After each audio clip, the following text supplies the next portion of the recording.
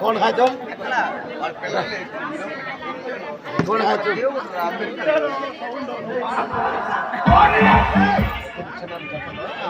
తదుపరి 3 idiots, 3 idiots ఆల్మిత్యాలు.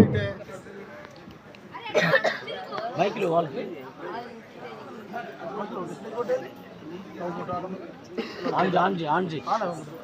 On చేయి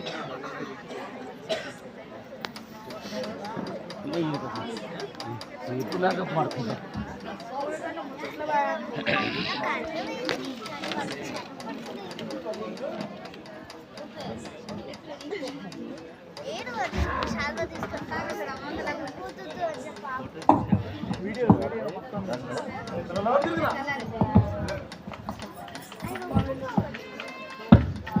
good morning sir. రే గుడ్ మార్నింగ్ చెప్పండి రే. లేండ్రా ఇంత అంధకారంలో ఉన్నారా మీరు? ఇంకా అలా గుడ్ మార్నింగ్ కూర్చో. ఎప్పుడైనా కూడా సార్ వచ్చినప్పుడు లేచి చెప్పాలి. అది ఒక స్టూడెంట్గా ఒక బాధ్యత. కానీ మీకు అది కూడా తెలియదంటే మీరు ఎంత అంధకారంలో ఉన్నారో అర్థమవుతుంది. ఓకేనా?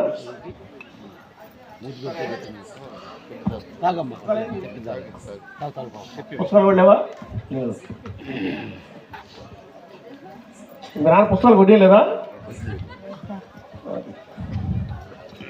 ఎట్లా బాగుపడతారు మీ బొత్తులు? ఎట్లా బాగా అంత కష్టపడుతున్నావు పొందులు. లేదు కొంచెం వాటర్ తెచ్చుకోమ్మా.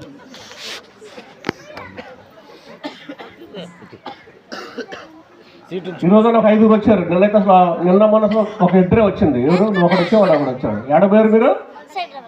నిన్న ఎక్కడికి వెళ్ళావు? మమ్మో జ్వరం. ఎవరి దగ్గర పని? ఏ దూరా? నలుగురు దగ్గర పడిపోయినా. నువ్వు ఏడబోయారు? మా నాన్నగారి బాగలేదంటే నేను వెళ్ళాను పనికి. నువ్వు చెప్పొచ్చు కదా నేను స్కూల్కి పోతానని.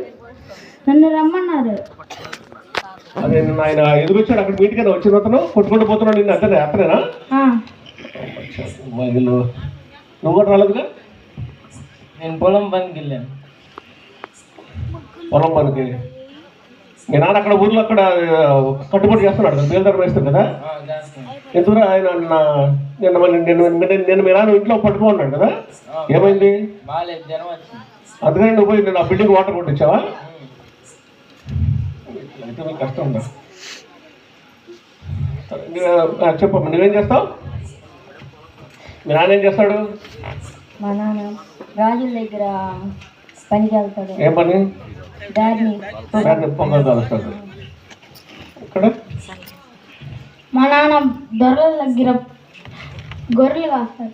గొర్రెలు కాస్తారు. Okay okay. మా నాన్న బేల్దారు వేస్తారు.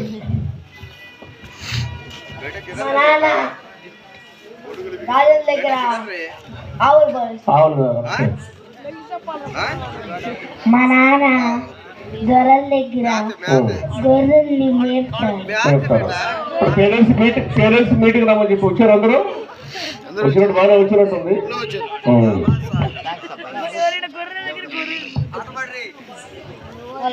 చూసారా